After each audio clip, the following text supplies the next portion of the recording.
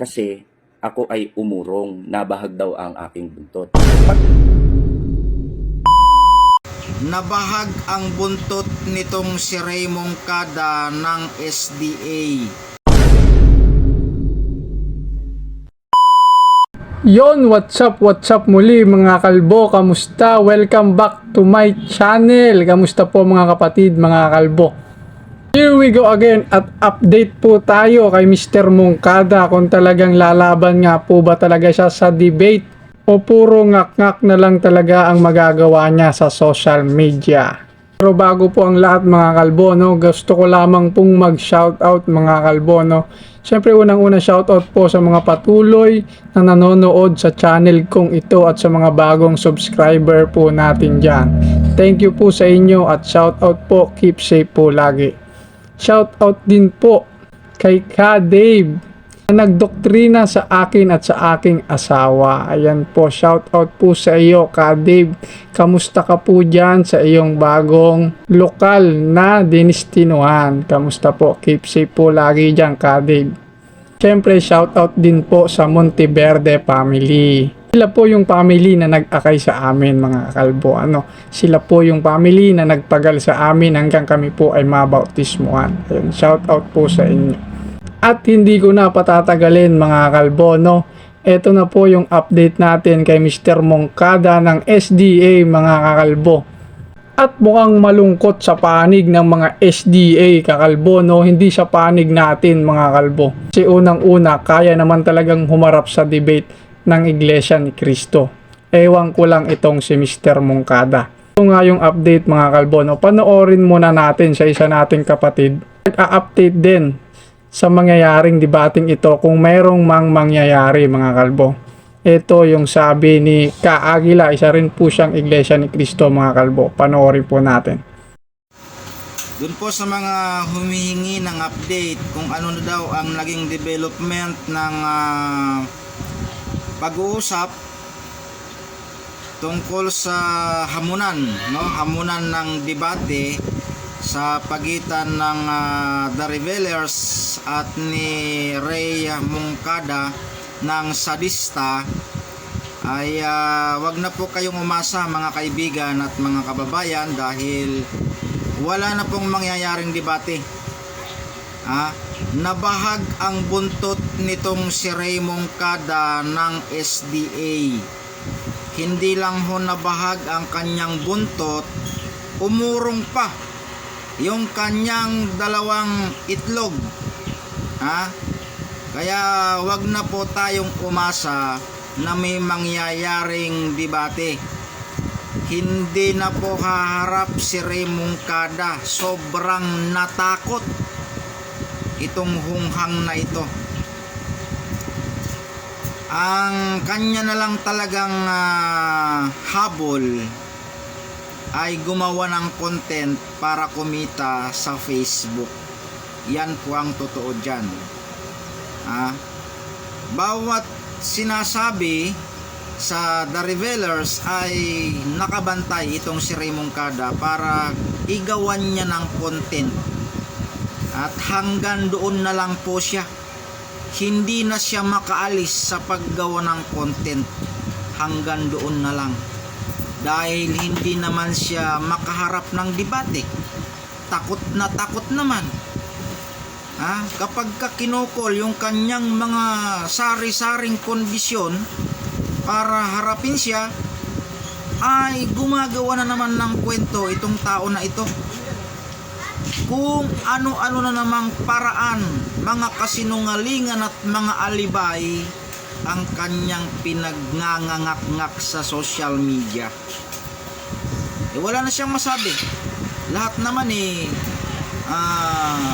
kinukol ng The Revelers. Lahat ng gusto niya sinusunod, binibibi para lang humarap sa nasabing diskusyon o debate. Napakaraming kondisyon na kinol ng mga taga The Revelers. Pero wala tayong aasahan sa tao na ito. Yan ang katunayan na hindi nila kayang tindigan ang kanilang aral sa Seventh-day Adventist o Sabadista. Yan lang po. Maraming salamat. At yan ang sabi mga kalbo no, ni Ka Aguila na talagang itong si Mr. Raymond Cada ng SDA ay nabahag nga ang buntot. At talagang mukhang hindi na haharap sa debating ito. Ngek. Ang lakas mong mag-vlog, ang lakas mong maghamon, ang dami mong dinaldal sa social media, tapos ang ending, hindi ka rin naman pala haharap, Mr. Raymond Cada. At para sa karagdagan na lang din mga kalbo, no, mga kapatid, alam nyo po ba na ang mismong The Revealers ay nag-comment po, opo, nag-comment po sila sa ating channel mga kakalbo. At ito po ang sabi ng The Revealers. Hello everyone, si Raymond Cada ay di na po humaharap sapagkat di siya nakikipag-usap ng harapan online. Hininto na rin po namin na sumagot through video dahil ginagawa na lang niya na puhunan ang Revealers para mag-content. Ending point, humingi siya ng paksa pero ayaw niyang talakayin. Kaya siya ang nagbigay hamon tungkol sa mga paksa na gusto niya pag-usapan. Kaya ang sagot namin, kung paksang hamon niya ang gusto niyang pag-usapan, siya ang papasok sa live namin at aral sa aral lang ang usapan. Kung paksang hamon naman namin ang papaksain, kami ang papasok sa live niya. Open cam at real name with valid ID na kondisyon niya. Pero hindi siya nakipag-usap ng harapan online para sa pre-debate, kundi nag-content na lang at bumanat pa ng 1 million kay Israel pag nag-debate sila. At yan ang sabi ng The Revealers mga kakalbo, no? Grabe, no?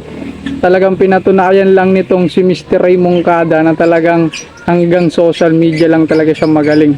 Hanggang sa paggawa lang talaga ng vlog siya mahusay. Hanggang pagnangak-ngak lang talaga sa social media ang kaya nito ni Mr. Raymond Cada ng SDA. At napatunayan din talaga rito sa comment ng The Revealers mga kalbo, no, na talagang pera-pera ang gusto nitong si Mr. Raymond Cada. Akalain mo makikipag-debate daw po siya doon kay Ka-Israel 1 million pesos. Wala namang nakalagay na pesos, no, pero 1 million, di ba? Expect na natin yan mga kalbo, pera ang pinag-uusapan diyan. Di ba makikipag-debate ka para sa 1 million kay Ka-Israel? Wow! Ganyan ba ang klase ng mangangaral o pastor ng SDA? Natunayan lang ni Mr. Raymond Cada sa milyong-milyong kaanib ng Iglesia ni Cristo na hanggang social media lang talaga siya. Pang-content lang talaga yung pangangaral niya. Pero syempre, para hindi naman tayong tawaging bias mga kalbo, pakinggan natin yung panig ni Mr. Raymond Cada at alibay niya kung bakit parang nag-aalangan at ayaw ata na talaga niyang makipag-debate. So yung kanyang dahilan mga kalbo, no? Kayo nang umusga kung mababaw ba, kung lulusot ba yung palusot niya. Ito yung sinasabi niya mga kalbo, no? Sa huling vlog niya. Pinatulan, katawa-tawa kami. Tapos pag hindi ko daw pinatulan, dua. Isang teologa sa inyo. Pag pinatulan, kami lalabas na masama. Pag hindi daw pinatulan, kami ang duwag. Napansin niyo po ba mga kababayan? Bakit? Ahamon sila ng debate. Pag pinatulan, yung mga members baback up. So sabihin nila, ba't mo pinapakulan yan? Wala namang authority yan sa pamamahala. Umatamang bubuli sila sa social media. Pag pinatulan mo, nakaback up yung mga fake account. Yung mga member nila at sasabihin, wala namang authority yan. Bakit mo pinapatulan? Dapat, alam mo nang hindi yan authority, dapat doon ka sa Iglesia ni Cristo o sa Central Magamon. Diba? Pero kapag hindi mo pinatulan, duwag ka pala lumabang ka. Kung talaga matapang ka, lumabang ka ng debate. Diba? Ito yung pinalalabas nito. Pag pinatulan mo, sabi ng ibang INC, katawa-tawa tayo. Pag hindi mo pinatulan daw, ang sasabihin naman nito is, tayo na bahagang buntis. So yan ang alibay ni Mr. Moncada mga kalbo, no, na di umano may mga nagme-message sa kanya, nagko-comment na bakit naman nga daw niya papatulan ng The Revealers kung hindi naman daw ito opisyal na debater ng INC. Alibay din niya na kung hindi naman daw niya papatulan ay tatawagin daw siyang duwag at saan daw siya lulugar doon. Ang ending point ay parang gusto niya pang sisihin ang mga INC kung bakit walang magaganap na debate. At yan ang malupit na pamamaraan ni Mr. Raymond Cada sa pagpapaikot ng mga tao sa social media. Alright, ang galing ng taktika niya mga kalbo, ano. Ang sabi niya mga kalbo, no, para na lang pabulaanan yung sarili niya na talagang papalag siya sa debate. Meron na naman siyang bagong kondisyon mga kalbo. Ito, panoorin niyo po. Buntot. Sunod sila papasok sa atin live at yung inilatag ko na paksa. I-call ho ninyo yan. I-call ho ninyo yan. Magpapahayag ho ako kailan ang ating free debate. RNG Agla. O kung bigsin mo na ito, baka ito. Kasi hindi ako papayag na magpupuslam. At yan na naman yung hamon niya mga kalbo, no. Meron na naman siyang pa-call na naman. Dinadamay pa niya si Ka Aguila, ano, na i-call daw sa The Revealers mga kalbo. Pag-iisipan natin mga kalbo, no, parang sirang plaka na lang itong si Mr. Raymond Cada na paulit-ulit na lang. Kung tutuusin, matagal naman ang kinukol ng mga The Revealers yung mga kondisyon at hamon niya. Kung baga paghahangin at pagyayabang na lang talaga yung ginagawa nito ni Mr. Raymond Cada para isipin ng tao na hindi siya duwag. Pero sa dami ng alibay niya, hindi na kailangan pang isipin ng tao na duwag siya. Dahil lumalabas naman talaga na talagang duwag siya at ayaw talaga niyang humarap sa maginoong debate. Gusto niya vlog to vlog lang, content to content lang. Yun ang gusto ni Raymond Cada mga kalbo. Yung tipong siya ang hari sa sarili niyang vlog at walang sumasalungat sa mga sinasabi niya. At yan ang update natin mga kakalbo, no, mga kapatid, dito kay Mr. Raymond Cada. Mukhang malabo pa sa maitim na tubig talaga itong debate na ito mga kalbo, no. Dahil si Mr. Raymond Cada ay puro kahanginan lang at pagyayabang lang ang kayang gawin sa social media. Pero pag-aral sa aral, pre-debate ang usapan, wala nga. So yun lang mga kalbo. Thanks for support to my channel. Maraming salamat po sa inyo. Hanggang dito na lang po. Siguro ang gagawin na lang po natin sa mga next vlog natin mga kakalbo, no, abangan pa rin natin si Mr. Raymond Cada. Gawin na lang siguro natin ay itatama na lang natin yung mga pinagsasabi niya sa social media mga kakalbo, no. So yun lang. Thanks for watching.